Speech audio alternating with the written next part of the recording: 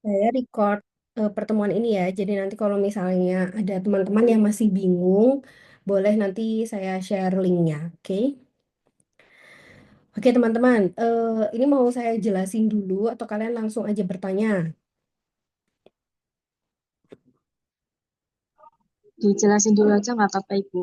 Oke, jadi sebetulnya pertemuan ini tuh adalah bimbingan pra KRS ya teman-teman. Sebetulnya kemarin sudah kita bertemu ketika offline, tapi mungkin masih ada teman-teman yang bingung karena setelah pertemuan offline dengan saya itu baru kemudian Prodi ada sosialisasi kurikulum baru ya. Jadi mungkin kalian masih jadi galau gitu ya.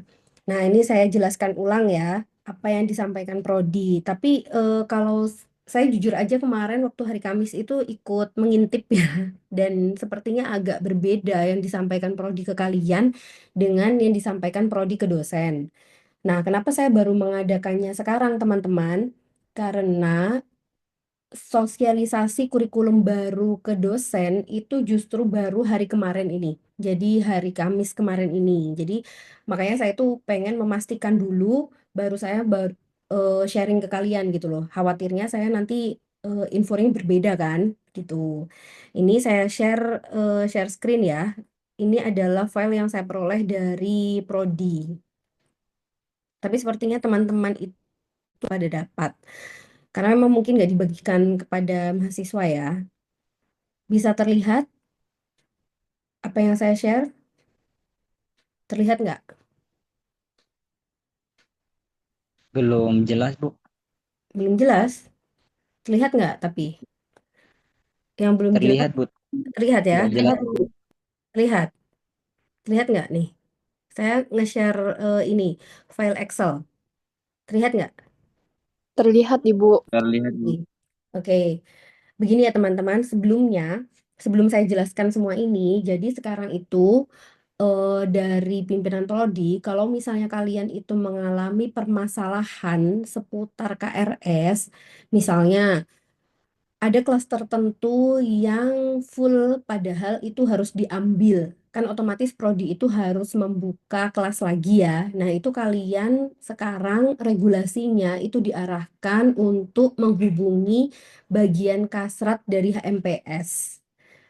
Jadi teman-teman jangan menghubungi secara person atau secara individual ke Kaprodi atau Sekprodi karena khawatirnya nanti tidak direspon atau tidak dibalas. Jadi teman-teman silahkan justru memaksimalkan peran dari HMPS khususnya bagian kasrat itu untuk memberikan request-request tertentu. Kalian kalian udah pada punya kontaknya kan ya? Kalau antar mahasiswa kan biasanya share kontak ya. Saya kurang tahu siapa yang bertanggung jawab di situ. Misalnya ketua kasratnya siapa, saya kurang tahu ya. Tapi yang jelas kemarin instruksinya seperti itu.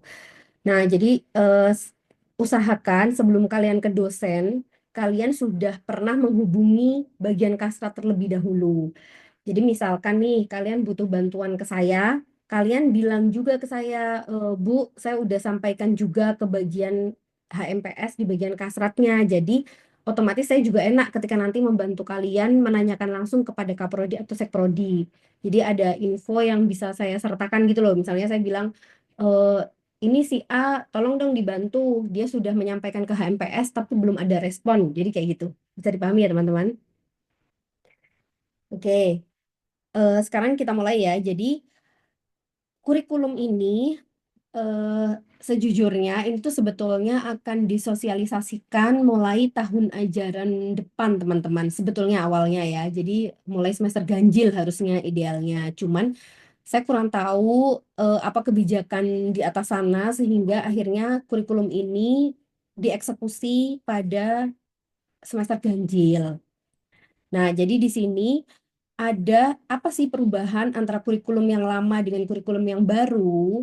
Nah, realita perubahan pertama yang bisa teman-teman lihat itu adalah buku bimbingan akademik. Kan teman-teman itu punya buku bimbingan akademik lama dan baru ya. Nah, buku bimbingan akademik versi lama itu adalah kurikulum lama. Sementara buku bimbingan akademik yang baru itu adalah isinya sebaran mata kuliah di kurikulum baru. Jadi kalau kalian jajarin itu apa ya? Sandingkan, itu kalian akan menemukan perbedaan-perbedaan nama-nama mata kuliah, termasuk juga perbedaan-perbedaan sebaran mata kuliah pada setiap semesternya. Apakah berbeda banget, Bu? Enggak juga sebetulnya. Paling ada mata kuliah yang hilang, itu pun mata kuliah yang LPSI ya, biasanya mata kuliah universitas. Tapi kalau mata kuliah keprodian, alias yang khasnya prodi PAI, yang sesuai dengan profil lulusan PAI, itu sebetulnya tidak jauh berbeda karena total SKS-nya itu tetap 141. Nah, kemarin ketika diinput ke dalam, kan jadi minimal SKS untuk S1 itu kan 141 ya teman-teman. Sementara punya PAI itu yang baru kalau nggak salah 145 apa ya. Tapi kemarin ketika diinput itu hanya 104. Nah, kalau teman-teman masih menemukan jumlahnya itu seperti itu di portal teman-teman, berarti masih dalam maintenance. Jadi memang ini masih prosesnya itu terus berlanjut. Nah, kemudian apa saja perubahannya? Ini saya detailkan ya setiap semesternya.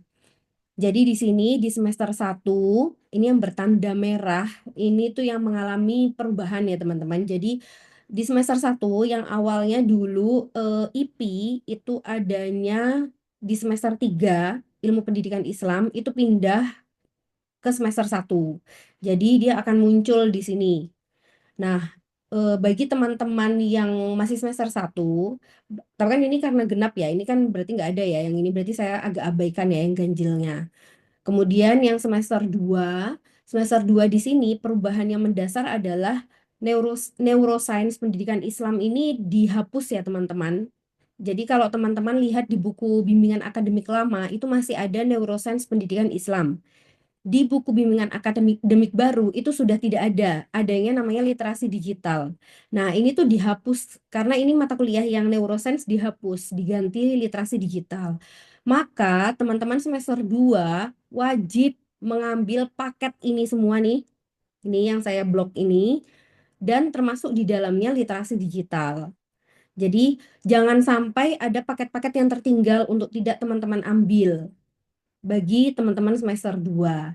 Lah, lalu bagaimana dengan kakak tingkat yang dulunya sudah pernah ikut neuroscience tapi belum pernah ikut literasi digital? Nah, ini kemarin yang disampaikan Prodi ketika hari Kamis itu kan dikonversi tapi secara manual ya, teman-teman harus lapor ke TU. Itu sudah tidak berlaku ya, teman-teman. Jadi, konversinya akan dilakukan secara otomatis dari tata usaha.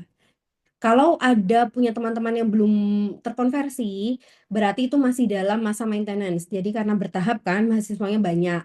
Tapi ini nantinya akan terkonversi otomatis. Jadi bagi kakak tingkat yang merasa di semester 2 ini sudah lengkap ambilnya, insya Allah akan otomatis terkonversi. Jadi misalnya dulunya ambil neuroscience, otomatis akan berubah ketika di transkrip nilainya, berubah keluarnya namanya jadi literasi digital dengan nilai neuroscience kalian yang lama. Seperti itu. Nah, kemudian ini semester ganjil agak saya abaikan dulu ya, karena kita semester genap.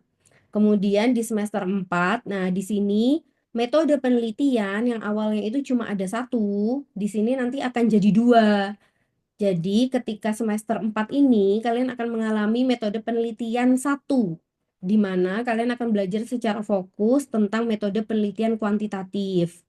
Kemudian magang dasar, yang awalnya kalau di portal tulisannya masih magang dasar. Nah, ini berubah jadi PLP 1. Kemudian tahfidz juz 30, ini akan berubah jadi dua, jadi dibagi jadi dua. Jadi tidak digabung lagi antara tahfidz dan tahsinnya itu dipisah masing-masing nanti 2 SKS. Ini harus diambil semua ya teman-teman. Jadi yang awalnya paket lama ini harus diambil semua, sekarang ini harus diambil semua. Nah, bagaimana dengan eh, kakak tingkat yang belum lengkap ambilnya? Jadi misalnya, oh saya apa ya? Misalnya, oh saya belum metode penelitian satu misalnya, karena kurang ya. Intinya intinya ada mata kuliah yang belum diambil dan itu punya adik tingkat gitu kan. Nah, itu berarti silahkan ambil mata kuliah konversinya tersebut. Jadi bisa kalian ambil dari sini. Atau misalnya adik tingkat yang merasa mau ambil punya kakak tingkat ya, itu kalian harus pokoknya panduannya itu adalah yang baru ya. Jadi eh, paketnya itu yang kalian sandingkan ketika KRS ini yang ini. Jadi gini ya teman-teman prinsipnya, jangan pernah ambil paket punyanya kakak tingkat atau adik tingkat, tapi paket kalian sendiri belum terambil. Nah, kalau misalnya paket kalian itu diambilnya harus ngambil punya kakak tingkat atau adik tingkat, itu boleh dilakukan. Yang penting dalam rangka memenuhi paket punya kalian sendiri, gitu. Jadi sebaran ini kan ada yang tadinya di semester 3 jadi di semester 1 atau yang tadinya itu cuma satu jadi membelah diri jadi dua. Nah, itu kalian boleh ambil meskipun itu punya kakak tingkat atau punya adik tingkat. Tapi silahkan cek apakah benar itu ada di paketan kalian. Itu dulu yang diutamakan. Kalau memang ternyata itu tidak ada di paketan kalian, ya abaikan dulu gitu. Gitu ya, prinsipnya seperti itu. Jadi, utamakan mengejar paketan kalian. Kalau di paketan kalian ini tidak ada, ya sudah skip dulu. Makanya, teman-teman sangat wajib ketika mau KRS-an itu membawa ini, apa ini, sebaran mata kuliah untuk semester yang akan kalian jalani. Wajib gitu ya teman-teman. Kalau misalnya takut keliru atau takut bingung, ya berarti bawa juga buku bimbingan yang lama supaya kalian ingat nih. Ini nanti bolehlah kalian screenshot ya. Saya nggak bisa bagikan karena ini dokumen dosen.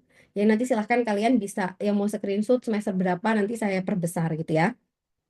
Kemudian yang semester ganjil ini saya skip dulu ya. Kemudian semester genapnya lagi. Nah, ini semester 6 ini. Jadi mata kuliah micro teaching ini kan mata kuliah baru teman-teman. Ini tuh instruksi dari universitas. Nah, ini konversinya, nah ini bisa dibaca ya. Ini akan kalau misalnya mahasiswa lama itu akan dikonversi dari mata kuliah pendekatan studi Islam. Jadi kalau bagi mahasiswa yang sekarang di semester 8, otomatis semester 6 udah pernah ngambil pendekatan studi Islam kan ya. Nah, itu akan secara otomatis dikonversi jadi nilai micro teaching, teman-teman. Jadi ini khusus angkatan 2018, 19, 2020, 2021 itu nilainya akan diambil dari pendekatan studi Islam. Gimana Bu kalau yang belum ngambil, padahal saya udah kakak tingkat ya, berarti ambil punya adik tingkat gitu. Tapi kalau yang sudah pernah mengambil pendekatan studi Islam, nanti akan secara otomatis nilai di sini berganti menjadi nilai micro teaching. Jadi kalian jangan heran kalau tiba-tiba ada nilai micro teachingnya, itu diambil dari mata kuliah pendekatan studi Islam. Seperti itu, bisa dipahami? Kemudian yang telah kurikulum ini hanya berubah nama ya teman-teman. Magang ini juga hanya berubah nama. Tadinya kan PLP 2 itu kan magang lanjut ya. Ini jadi di sini sekarang jelas PLP 2 seperti itu. Jadi sebetulnya cuma dikit ya teman-teman. Kalau yang berubah berubah totalitas tuh hanya dikit. Neuroscience yang dihapus, tapi itu pun diganti literasi digital dan jumlah SKS-nya bertambah dari 2 menjadi 3. Kemudian eh, ini Metopen ini, nah ini yang udah pernah ngambil metode penelitian di semester 6, ini bisa konversi ya, jadi langsung konversi. Tapi kalau di semester baru, berarti nanti dia harus ngambil juga nanti ketika ganjil, kalau misalnya belum ada, kalau misalnya kalian belum pernah ikut Metopen sama sekali, kalian memang harus ngambil lagi dua-duanya berarti. Tapi kalau misalnya sudah pernah mengambil, ini akan dikonversi juga. Jadi mungkin nilainya akan jadi sama ya, tapi jadi 2 kali nilai atau ini kan kalian ngambil terus ya. Ini memang wajib kan ya, paket wajib. Berarti nanti akan dikonversi secara otomatis dari sini. Kan ini kan memang wajib ya, Metopen kan 2 kali. Cuman kalau dulu kan nggak jelas ya, dia kualitatif dulu atau kuantitatif dulu. Nah, kalau sekarang tuh ada pembagiannya kuantitatif dulu, baru kemudian kualitatif. Nah, nanti nilai kalian akan otomatis dikonversi dari semester tersebut. Tidak perlu mengajukan ke TU, otomatis akan dikonversi gitu. Nah, kemudian kalau ini hanya berubah nama ya, tadi magang. Kemudian kalau ini dia akan membelah diri aja jadi dua mata kuliah, tapi dua-duanya tetap harus diambil di semester yang sama kayak gitu. Jadi dan ini penting ya teman-teman, tahfidz ini. Kenapa? Karena kalau di PAI kalian tuh udah nggak perlu, kalau nggak salah ya, kalau masih berlaku ya, kalian udah nggak perlu lagi ujian BTQ untuk syarat KKN. Kalau tahfidz ini sudah lulus ya teman-teman. Jadi ini tuh syarat wajib gitu. Jadi kalau di PAI itu dikonversi langsung dari mata kuliah tahfidz seperti itu. Kemudian tadi apa lagi? Micro teaching tadi ya, dia perubahan nama dari pendekatan studi Islam. Jadi sebenarnya mata kuliah baru, tapi bagi kalian yang sudah ngambil pendekatan studi Islam nanti akan langsung dikonversi jadi nilai micro teaching. Kemudian telaah kurikulum ini cuma ya berubah, tapi berubahnya nggak jauh beda ya. Cuma namanya tuh gimana sih, dari telaah kurikulum jadi pengembangan kurikulum PAI. Ini kalau nggak salah kemarin lupa diubah juga kalau nggak salah. Jadi akhirnya tetap telaah kurikulum ya. Nanti pokoknya kalian harus pegang panduan ini dua-duanya ya. Pokoknya tentang kurikulum ini kalau yang semester 6 harus tetap ambil. Kemudian PLP. Kemudian mata kuliah pilihan. Nah, mata kuliah pilihan ini gimana kalau yang sudah pernah ambil, kan ini ada nih pilihan nih, eh, desain media. Kemudian ada yang berubah kan ya. Di sini ada pilihan desain media pembelajaran PAI berbasis digital. Nah, kalau teman-teman ini kemarin tuh ditanyakan ya ke Kaprodi. Jadi kalau bagi teman-teman yang memang masih bisa mengambil mata kuliah alias belum di semester akhir banget, itu disarankan oleh Kaprodi untuk ambil lagi. Jadi khusus yang pilihan disarankan Kaprodi untuk ambil lagi. Tapi kalau kalian sudah mepet alias sudah kakak tingkat banget, misalnya kayak yang 2018 gitu ya itu nggak perlu ngambil lagi karena kan sudah kehabisan waktu ya untuk berkuliah lagi gitu. Jadi kalau bagi kalian yang masih slow jumlah SKS-nya dan kalian masih bisa mengikuti perkuliahan, misalnya kalian tidak bersamaan dengan KKN reguler atau KKN apa Mubalik Hijrah misalnya KKN alternatif dan lain sebagainya, silahkan untuk mengambil lagi. Itu saran dari Kaprodi seperti itu. Kemudian nah ini ya. Maaf Bu, nggak ada suaranya Bu. Oh ya, yang Ya lain Bu. terdengar nggak suaranya? Ada Baru Ibu. Terdengar ya. terdengar Bu. Jadi mungkin siapa tadi yang ngomong ya, Mas Waris Yadin aja ya yang nggak ada. Nanti silahkan bisa dengar rekamannya aja ya kalau misalnya sekarang ada gangguan mungkin ya. Tapi kayaknya terdengar kalau yang lain. Selanjutnya, ini semester ganjil tidak terlalu saya bahas. Kemudian ini pilihan tadi ya, yang bergeser dari semester 6 ke 7 ini yang berubah ya. Intinya pilihan nanti kan munculnya cuma yang ini ya. Nah, silahkan yang belum mengambil sama sekali, misalnya nggak ada di sini sama sekali ya, ambillah salah satu dari ini. Jadi misalnya kalian ngambil kemarin tapi nggak ada di sini sekarang, ya silahkan kalau misalnya masih ada kesempatan, kata Kaprodi, diprioritaskan untuk mengambil seperti itu. Kemudian, nah ini nih yang penting nih. Ini tadi udah ya seputar apa namanya perpindahan mata kuliah. Oh, sama ini pembelajaran tematik ini sudah tidak ada ya teman-teman. Dia diganti namanya, bukan diganti namanya, diganti mata kuliahnya jadi Pendidikan Islam Anak Usia Dini. Tapi bagi yang sudah pernah ikut tematik, maka nanti akan dikonversi langsung. Jangan lupa ini seperti prinsipnya yang semula akan otomatis dikonversi. Jadi kalau misalnya kalian nanti sampai tengah semester kok tidak ada konversi yang terjadi padahal kalian pernah mengikuti, itu boleh kalian lewat kasrat tadi. Jadi kalian laporkan dulu secara bertahap, prosedural, kalian tunjukkan buktinya. Karena berarti mungkin maintenance punya kalian tuh nggak terlalu bagus gitu. Jadi nanti akan diproseskan oleh prodi. Tapi insya Allah secara merata dari angkatan 2018 sampai angkatan berapa tadi yang sudah pernah ngambil itu insya Allah akan dikonversi secara menyeluruh, tapi bertahap. Nah, ini yang penting lagi ya teman-teman. Di semester, oh ini tadi kan semester 7 ya, semester 6. Mana nih yang mulai seminar proposal? Hadir Ibu. Kok dia hadir? Oke, oke. Ini saya ngomongin yang seminar proposal ya teman-teman. Jadi kan berarti semester 6 ini kan mulai boleh ngambil seminar proposal. Ya kan? Biasanya mahasiswa yang pintar-pintar nih, itu sudah masanya sudah bisa mengambil seminar proposal nih, karena kalian sudah memenuhi yang sebelum-sebelumnya. Nah, ini saya sampaikan dengan penekanan ya teman-teman, diingat lagi bahwa nantinya pembimbing skripsi itu hanya bisa kalian pilih dari dua komponen.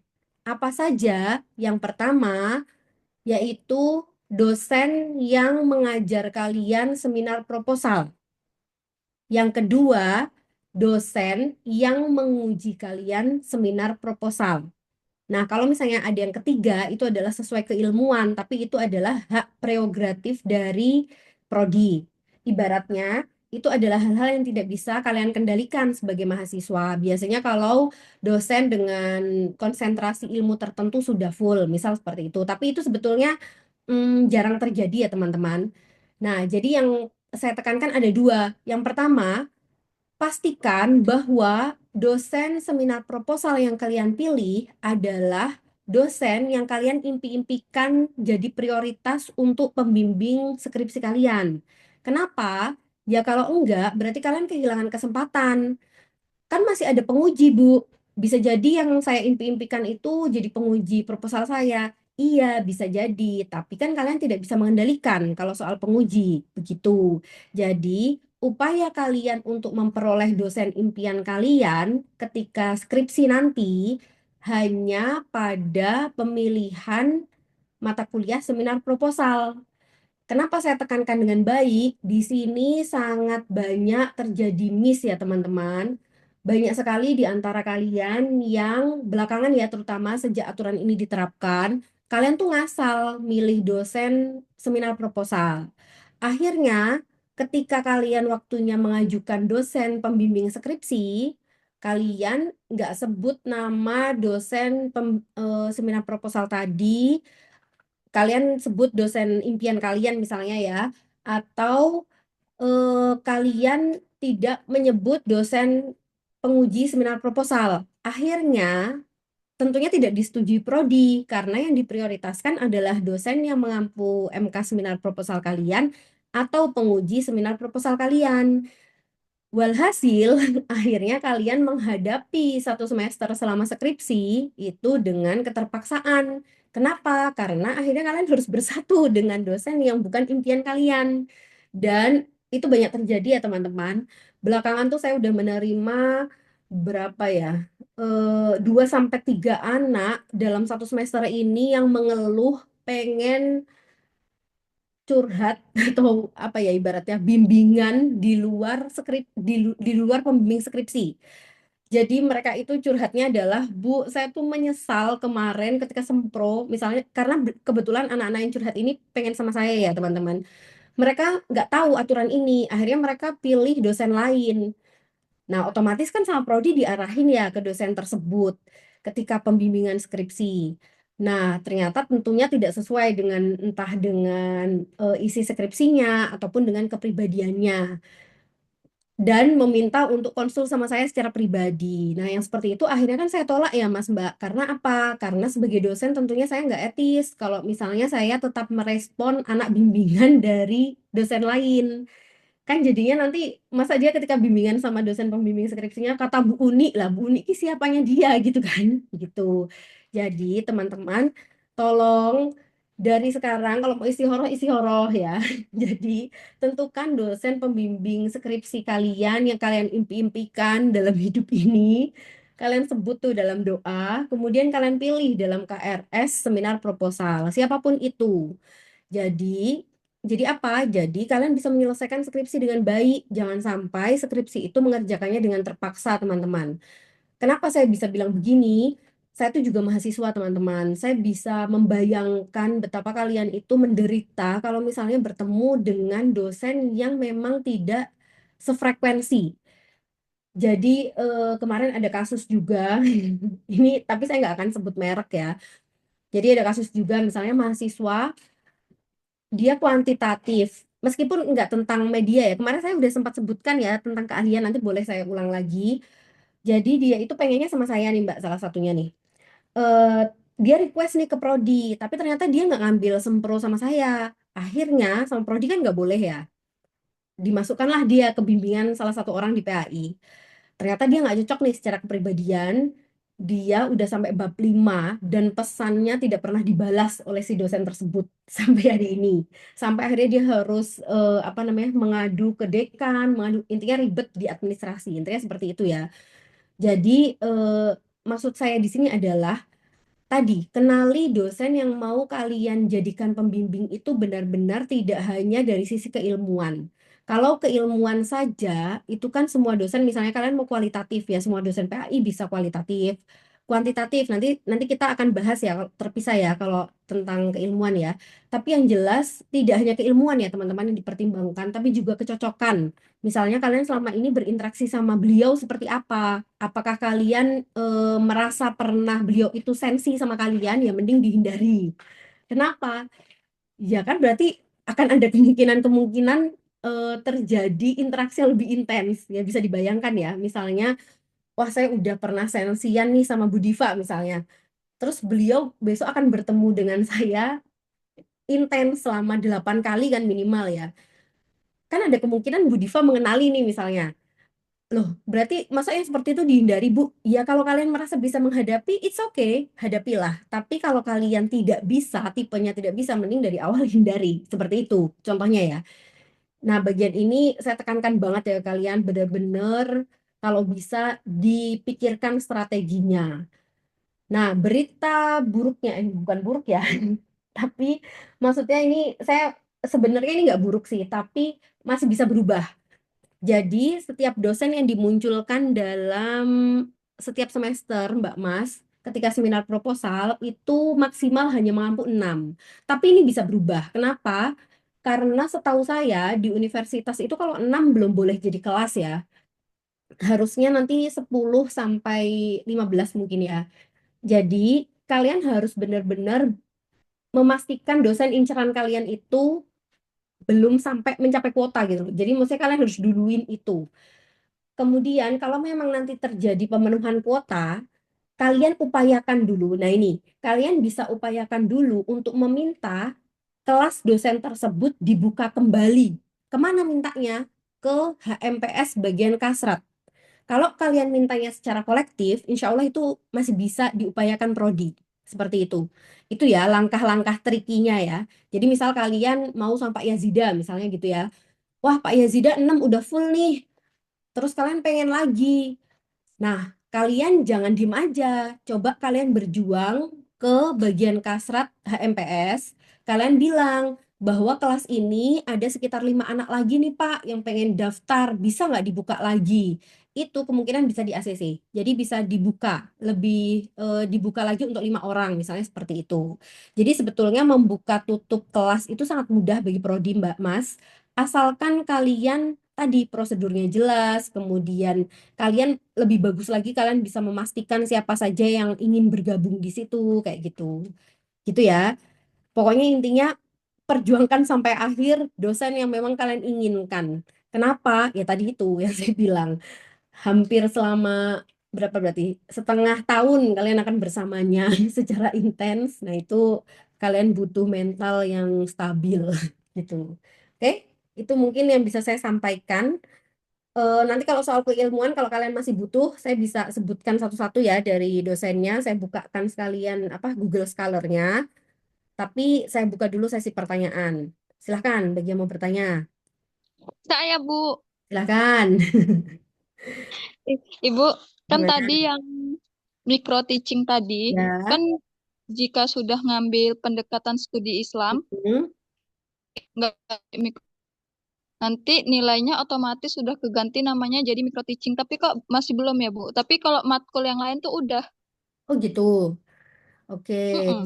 Sebentar ya Mbak. Micro teaching tadi semester berapa ya? 6 ya? Iya, Bu. Semester 6. Kamu angkatan berapa berarti Mbak? Dua-dua. Oh, kalau dua-dua harus ngambil lagi berarti. Oh, tetap nggak bisa ya, Bu? Ya, karena di sini yang konversi hanya 2018 sampai 2021. Oh, Tuh, oke, Ibu. Oh, itu sama ya. satu lagi, Bu. Apa? Kan tahfiz sama tahsin itu dipecah. Tapi yang Mm-mm. udah nongol nilainya itu tahfiznya, Bu. Tahsinnya tidak ada. Tidak ada di rekapan nilai. Itu SKS-nya berapa Mbak yang nongol? Ah, Hah? Empat atau dua? dua, Ibu. Dua. Kalau Dua. dua berarti ditunggu dulu ya. Harusnya sih, Oh, harusnya ini tuh langsung dikonversi pecah. dalam dua mata kuliah sih ya. Jadi, Iya, Bu. jadi kalau satu udah nongol ya mungkin tinggal menunggu aja satunya lagi insya Allah nongol gitu ya. Siap, Ibu. Karena berarti sudah ada kemungkinan punyamu sudah terdata gitu loh Mbak. Karena kan sudah dua, nanti tinggal bilang lagi ini saya kurang dua lagi nih yang tahsin gitu. Nanti bisa lapor lewat kasrat gitu ya. Iya, Bu. Sama kalau ini, Bu. eh, kan sebelumnya SKS kami itu 114 kok pas Hmm. direkap ulang jadi 109 ya, Bu. Nah, itu yang tadi saya ceritakan ya. Tadi mungkin saya salah jumlahnya. Jadi memang di prodi itu belum sempurna Mbak maintenance-nya. Jadi nanti silahkan ditunggu sampai tengah semester mungkin ya. Tapi yang jelas insya Allah tetap sama. Bahkan kuliah mata kuliah baru ini jumlahnya lebih Mbak dari yang kemarin. Jadi insya Allah tetap terpenuhi kok. Mungkin Oke. ada jumlah yang salah input aja. Jadi misalnya misalnya kayak di literasi digital misalnya kan awalnya dua ya, kemudian sekarang jadi Oke. tiga ya.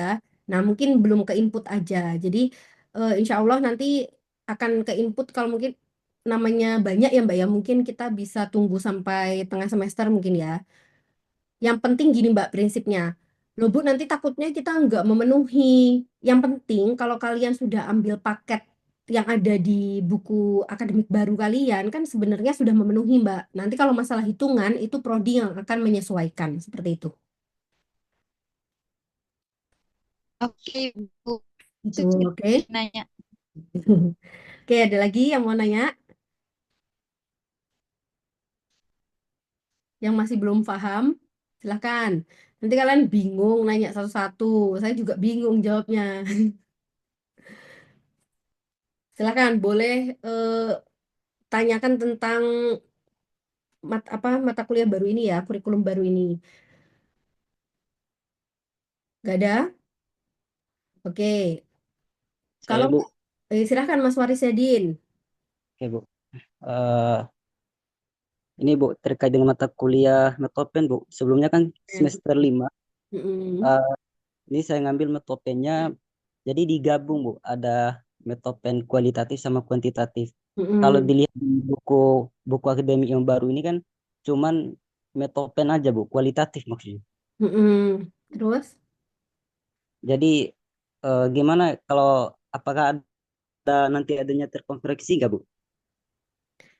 Kalau kamu sudah pernah mengambil mata kuliah Metopen yang di semester 5, Mas, itu pasti terkonversi.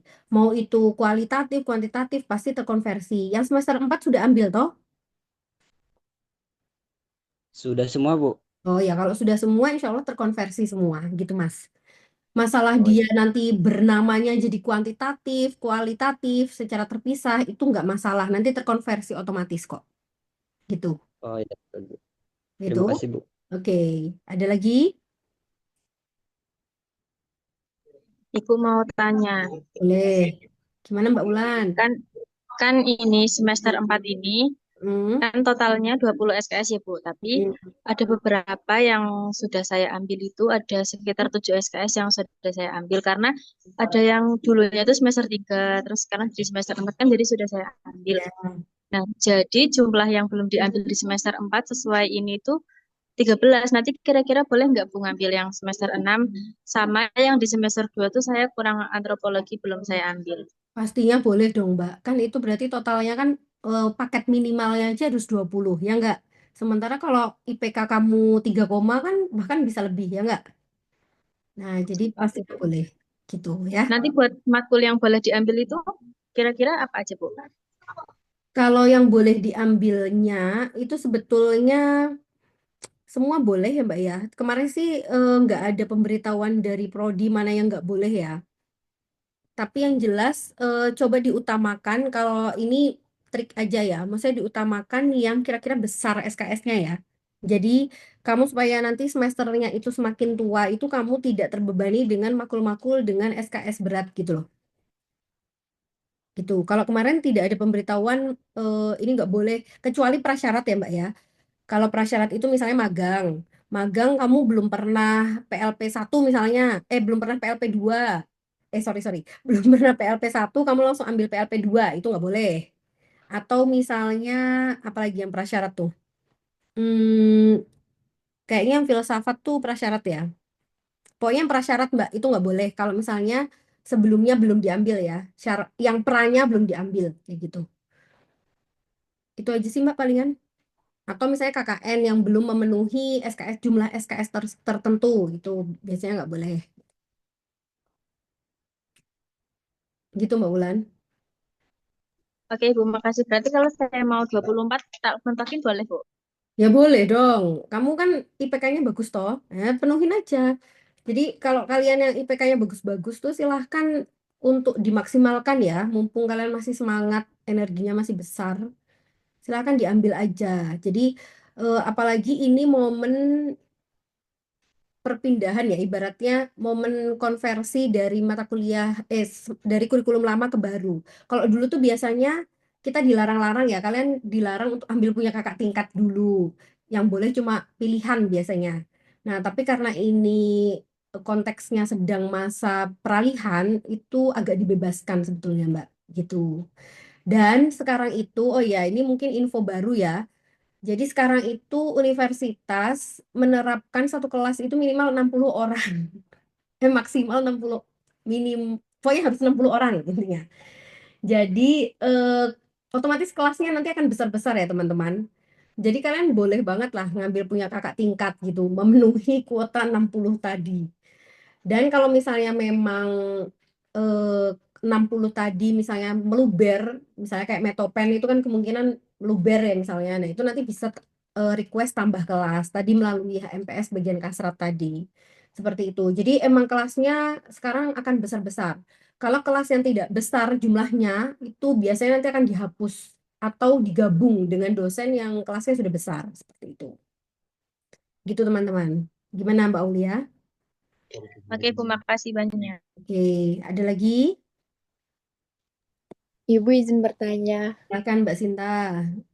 bukan di semester 7 itu saya udah ambil skripsi, terus masih ada sedikit, ini kan lanjutan dari skripsi itu, jadi kan otomatis nanti di semester 8. Nah, itu udah otomatis terinput gitu, atau kita harus KRS mandiri di semester genap besok untuk ngambil skripsi gitu ya, Bu? Harus ambil Mbak. Karena kalau misalnya kamu nggak ambil ya nanti kamu jadi kayak cuti. Jadi tetap harus ambil kalau memang masih belum yudisium ya. Jadi silahkan untuk tetap ambil gitu Mbak. Nggih, baik Ibu, makasih. Oke. Ada lagi? Ada lagi? Tidak ada? Oke. Eh, masih perlu nggak saya men-share terkait dengan konsentrasi keilmuan dosen? Atau kalau misalnya sudah nggak perlu, kita bisa cukupkan. Hai hai.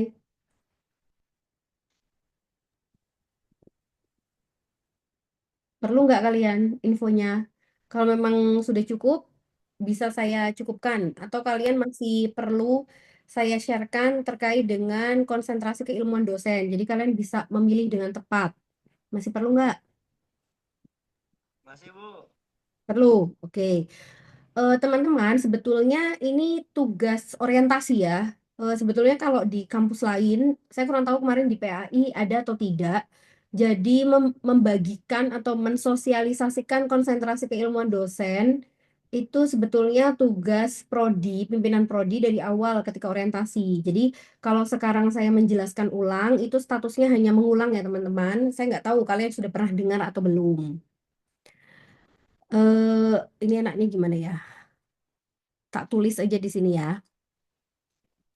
Jadi dosen prodi PAI. Kita lihat ya. Hmm, lihat di mana ya? Oh, di ini aja. Ini terlihat nggak layarnya? Belum muncul, Bu. Belum muncul. Oke, saya lagi mencari nama-nama dosen dulu ya. Oh, kalau saya buka selain itu nggak muncul ya? Selain Excel-nya ya? Saya buka Iya, WA, Bu. muncul nggak? Nggak muncul kan? Enggak, Bu. Nggak, oke. Oke, tak lihat dari ini aja, dari WhatsApp. Yang pertama, saya urutin dari nama teratas di WhatsApp aja ya. Dari yang terbawah deh. Yang pertama, Pak... Oh, atau gini-gini aja. Saya bentar.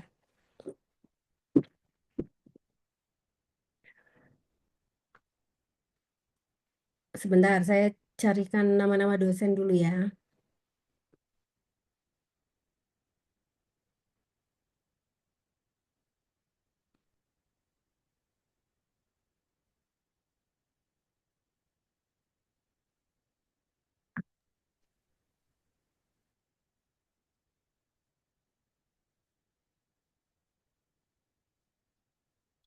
Bisa terlihat teman-teman? Sudah bisa, Bu, aman. Bisa ya. Nah, ini saya sesuai urutan di apa nih? Di website saja ya. Jadi teman-teman, silahkan kalian kalau mau tahu dosen PAI itu siapa saja, kalian bisa buka di pai.uad.ac.id di bagian staf pengajar ya, di sini, di bagian profile sini. Ini kan ada nama dosen nih. Nah, silahkan kalian ketik di situ. Klik di situ ya menunya. Nah, teman-teman, untuk mengetahui konsentrasi keilmuan itu bisa lihat di sini sebetulnya, karena di sini sudah ada ya. Ini saya urutkan dari yang teratas di sini ya. Di sini ada Pak Farid. Pak Farid itu konsentrasi keilmuannya psikologi pendidikan Islam. Kemudian, kalau mau lihat apakah sesempit itu psikologi pendidikan Islam? Tidak juga. Kalian kalau mau tahu dosen itu ahli atau enggak di bidang itu, kalian juga bisa lihat klik di bagian ini nih, publikasi ilmiah dosen. Nah, di sini ini sudah langsung diarahkan ke Google Scholar-nya dari dosen tersebut. Misalnya, kalian bisa buka di tahun yang terbaru ya, klik bagian year ini. Nanti di sini akan terlihat ya, bahwa oh Pak Farid itu sering menulis tentang pandangan para tokoh misalnya. Kemudian terkait dengan sekolah-sekolah Muhammadiyah misalnya, atau penerapan budaya. Intinya yang berhubungan ini sebenarnya masih berhubungan dengan kebijakan ya, teman-teman. Berarti selain beliau itu punya konsentrasi keilmuan psikologi pendidikan, kalau kalian yang menulis tentang tokoh Muhammadiyah misalnya atau menulis tentang kebijakan pendidikan, maka silahkan kalian bisa memilih Pak Farid ini. Begitu. Kemudian eh, terus kalau misalnya kualitatif atau kuantitatif, Bu, kalau Pak Farid ini setahu saya itu bisanya kualitatif ya teman-teman tadi. Jadi kalau kalian menulisnya itu tentang psikologi, menulisnya tentang para tokoh, menulisnya tentang tokoh-tokoh Muhammadiyah, kemudian tentang kebijakan dan penelitian kalian kualitatif, silahkan kalian bisa memilih Pak Farid seperti itu. Kemudian Pak Yazida. Pak Yazida ini konsentrasinya Islamic Studies. Nah, kita lihat karya-karyanya belakangan itu. Ini saya bukakan sekalian ya. Karya, loh kok ini dia tidak mengarah ke scholar ya. Ini berarti saya perkirakan aja ya. Karya-karya beliau belakangan itu biasanya tentang kearifan lokal ya. Jadi kayak misalnya budaya kejawen. Pokoknya intinya tentang kondisi masyarakat Islam. Misalnya nulis tentang apa itu yang kemarin hmm, pelacuran di daerah pantai mana gitu misalnya. Pokoknya tentang Islamic Studies tapi lebih ke masyarakat. Jadi pendidikannya itu bukan formal. Nah, itu beliau konsentrasinya di sana. Kemudian metode apa yang beliau kuasai? Beliau menguasainya metode kualitatif ya teman-teman. Kualitatif. Jadi rata-rata dosen PA itu kualitatif bisa semua. Jadi Pak Farid kualitatif metodenya, Pak Yazida juga kualitatif. Kemudian Pak Arif. Pak Arif ini konsentrasinya PAI. Jadi sebenarnya seputar Ya pendidikan agama Islam, tapi tentang apa? Secara khususnya sebenarnya beliau lebih ke sejarah ya, jadi SKI, lebih ke SKI saja. Kemudian metode yang dikuasai apa? Metode yang dikuasai adalah kualitatif juga. Jadi kalau teman-teman tentang SKI, nah itu silahkan ke Pak Arif dengan metodenya itu kualitatif. Kemudian Pak Hanif. Nah, Pak Hanif ini konsentrasi keilmuannya adalah evaluasi pendidikan. Evaluasi pendidikan itu seperti apa? Evaluasi pendidikan itu bisa tentang misalnya pengembangan instrumen, kemudian misalnya analisis buku soal apa gitu misalnya, atau analisis proyek pembelajaran tertentu, misal kayak gitu ya. Evaluasi pendidikan dan beliau ini cenderung concernnya pada metode kuantitatif. Jadi kalau teman-teman yang suka hitung-hitungan, karena beliau juga kalau nggak salah nanti ngajar di Metopen yang kuantitatif ya teman-teman. Jadi silahkan bisa memilih Pak Hanif ini. Kemudian Pak Sutipyo. Pak Sutipyo ini beliau psikologi sains. Sebenarnya hampir mirip sama Pak Farid ya, beliau ini. Jadi psikologi pendidikan Islam sebetulnya. Jadi kalau teman-teman misalnya mau meneliti tentang living value, kemudian ya pokoknya seputar psikologi-psikologi lah, karakter-karakter gitu ya. Nah, silahkan bisa ke Pak Sutipyo. Pak Sutipyo ini metodenya apa? Biasanya beliau menguasai keduanya ya. Beliau kualitatif bisa, kuantitatif bisa termasuknya. Menurut saya ya ini. Karena setahu saya beliau itu disertasinya kuantitatif, tetapi beliau juga selama ini menulisnya banyak kualitatif juga gitu. Jadi beliau bisa keduanya. Kemudian Pak Zalik ini dia kurikulum. Kalau teman-teman mengkajinya misalnya tentang item-item kurikulum, misalnya apa sih komparasi atau perbandingan antara kurikulum MBKM dengan kurikulum deep learning, misal kayak gitu ya. Jadi perbandingan kurikulum. Nah, itu silahkan Pak Zalik. Jadi dia eh, kurikulum, pokoknya seputar kurikulum. Jadi kalau teman-teman mau konsentrasi tentang ini, otomatis teman-teman harus serius ya mengikuti mata kuliah telaah kurikulum. Nah, kemudian beliau metodenya apa? Beliau kualitatif juga. Kualitatif ya teman-teman gitu. Jadi kalau teman-teman suka kualitatif, kemudian kalian menelaah kurikulum, nah silahkan pilih Pak Zalik ini. Kemudian Pak Gofar. Nah, ini saya kurang tahu teman-teman apakah beliau masih bisa membimbing atau tidak karena beliau ini sudah purna ya.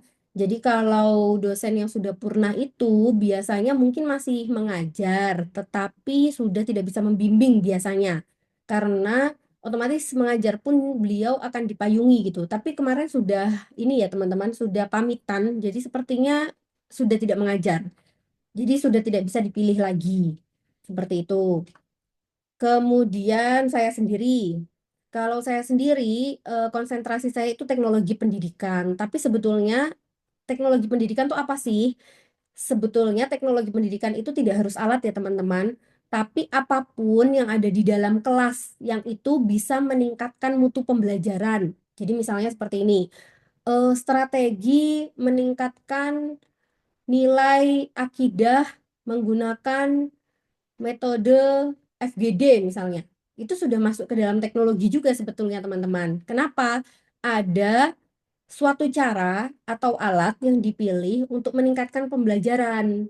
Nah, jadi apapun yang bisa meningkatkan pembelajaran, maka itu masuk kategori disiplin ilmu teknologi pendidikan. Jadi teman-teman nggak usah khawatir misalnya kayak, oh harus ada alatnya. Nggak juga. Jadi misalnya teman-teman oh, metode mengobrol bersama untuk meningkatkan kecerdasan, misal kayak gitu. Itu termasuk juga teknologi pendidikan.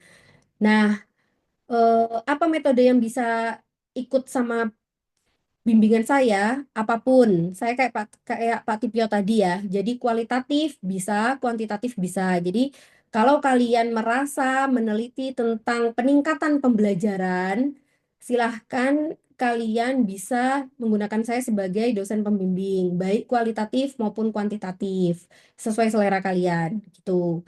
Kemudian Pak Sutarman. Pak Sutarman ini beliau seperti Pak Farid dan juga Pak Tipio dan juga Pak Gofar. Jadi beliau psikologi pendidikan Islam. beliau ini menguasainya kualitatif ya teman-teman, kualitatif. Jadi kenapa dari tadi saya sebutkan metodenya juga, teman-teman jangan sampai salah. Misalnya teman-teman mau kuantitatif, tapi teman-teman ambilnya Pak Sutarman misalnya. Berarti kemungkinan teman-teman tidak akan maksimal pembimbingannya. Kenapa? Karena beliau expertnya di kualitatif, seperti itu. Dan kemudian ketika bertemu dengan penguji kuantitatif, teman-teman bisa habis kan nanti, gitu. Kemudian Budi Faul Husna. Budi Faul Husna ini spesialis pendidikan luar sekolah ya teman-teman. Terutama sebetulnya beliau lebih ke arah inklusi. Jadi kalau teman-teman mau nulis tentang difabilitas, ABK, kemudian TPA, apalagi kelompok belajar. Nah, itu bisa sama Budiva. Budiva ini dia spesialisasinya kualitatif juga. Kemudian Pak Yusron ini PAI, tapi dia lebih ke arah ini ya teman-teman, pemikiran. Sebetulnya beliau tuh filsafat ya. Jadi kalau misalnya teman-teman misalnya eh, perbandingan peradaban Barat dan Islam, misalnya kayak gitu, itu ke beliau. Jadi kayak apa ya, sejarah pemikiran Islam sih ya.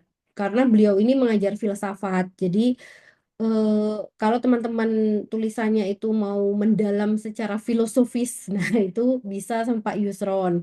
Spesialisasinya apa? Kualitatif juga. Kemudian Pak Zamzuri Umar ini juga sudah purna tugas, sudah tidak bisa dipilih. Kemudian Pak Yusuf, kok Yusuf Hanifah toh? Yusuf Hanafiyah ini konsentrasinya pendidikan agama Islam. Tapi sebetulnya beliau ini arahnya lebih ke sejarah juga, sama kayak Pak Arif tadi. Jadi beliau ini lebih ke antropologi, sosiologi gitu. Jadi kalau kalian mata kuliahnya SKI yang kebudayaan-kebudayaan gitu, nah itu bisa bimbingan sama beliau. Dan spesialisasinya metodenya juga kualitatif gitu ya. Kemudian Butri Yaumil Falihah ini konsentrasinya PAI, tapi beliau itu lebih ke arah fikih. Jadi kalau tadi Pak Yusuf itu dan Pak Arif itu SKI, kalau Bu Yaumil ini fikih. Jadi misalnya kalian apa ya, misalnya fatwa tarjih dalam buku fikih apa misalnya kayak gitu. Nah, ini bisa ke beliau. Beliau ini konsentrasinya kualitatif bisa, kuantitatif bisa kalau nggak salah ya, tapi lebih ke kualitatif sih, cenderungnya kualitatif. Eh, Kualitatif ding, kualitatif ya bisanya. Jadinya kalau misalnya tentang fikih dan kualitatif silahkan bisa ke Bu Yaumil. Kemudian Pak Alif. Nah, Pak Alif ini yang justru harus ada alat misalnya. Jadi beliau ini concernnya media.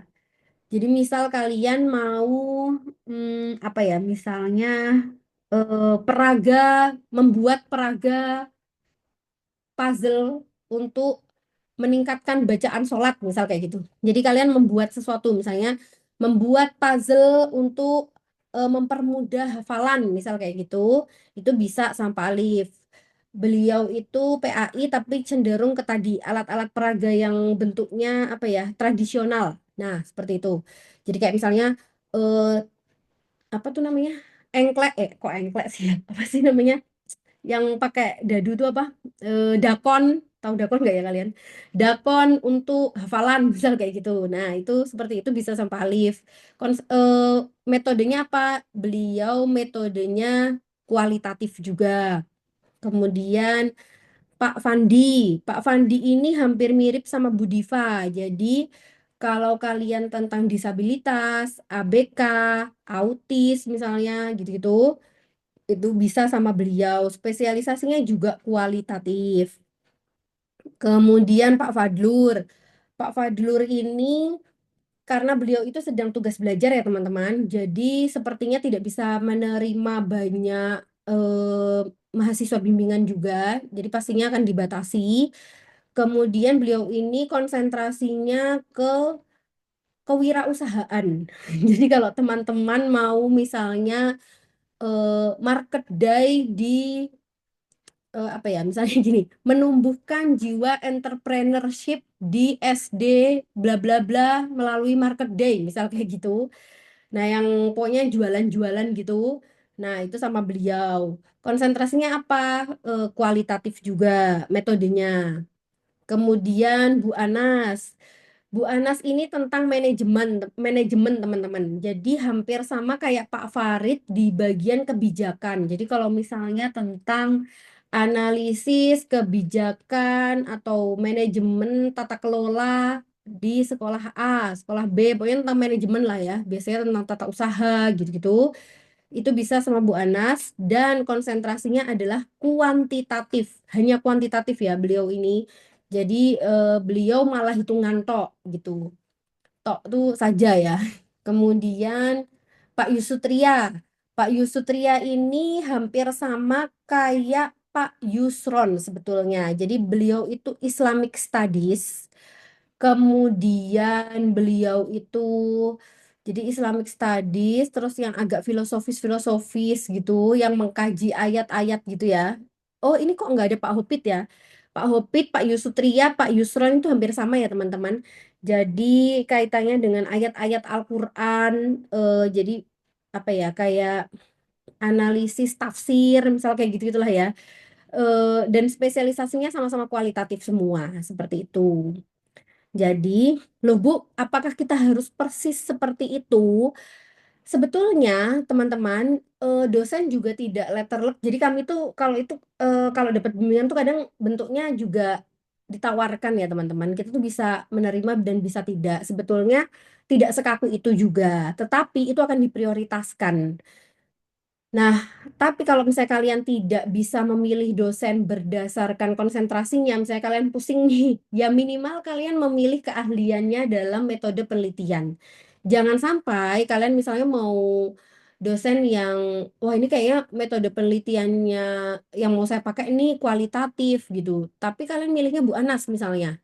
Nanti ketika dapat penguji kualitatif yang ahli, otomatis kalian akan habis dong gitu. Jadi usahakan eh, ya pokoknya harus ada satu kecocokan. Kenapa kalian memilih beliau-beliau ini? Bisa jadi konsentrasi keilmuannya, bisa jadi kepribadiannya, atau bisa jadi keahliannya dalam metode penelitian. Kenapa harus seperti itu? Insya Allah itu yang akan membantu kalian ketika nanti ujian. Jadi kalian harus mengenali juga kepribadian karena tidak bagian ini off the record ya sebenarnya karena tidak sedikit juga dosen yang melepaskan anak bimbingannya ketika ujian. Jadi karena eh, jadi baru kemarin ya kejadian terakhir itu. Jadi ada dosen anak bimbingannya kebetulan saya yang menguji dan satu lagi Pak Hopi kalau nggak salah. Nah, kami menguji tuh kebetulan mahasiswa bimbingannya ini memang eh, tidak lengkap, pokoknya intinya banyak kritikan ya. Kemudian pembimbingnya bukannya membela, malah beliau bilang seperti ini, loh kan kemarin sudah saya kasih tahu Mbak, Mas, gitu. Jadi akhirnya dilepaskan, kasihan kan kalau kayak gitu. Jadi kalian minimal harus punya kedekatan yang chemistry lah. Kalian harus punya chemistry bahwa oh beliau pasti bisa bantuin saya ketika nanti ujian seperti itu. Gitu teman-teman. Saya rasa cukup ya. Ada pertanyaan sampai sini? Sudah cukup, Bu. Terima Sudah kasih cukup ya? banyak, Bu. Sudah ya? Oke.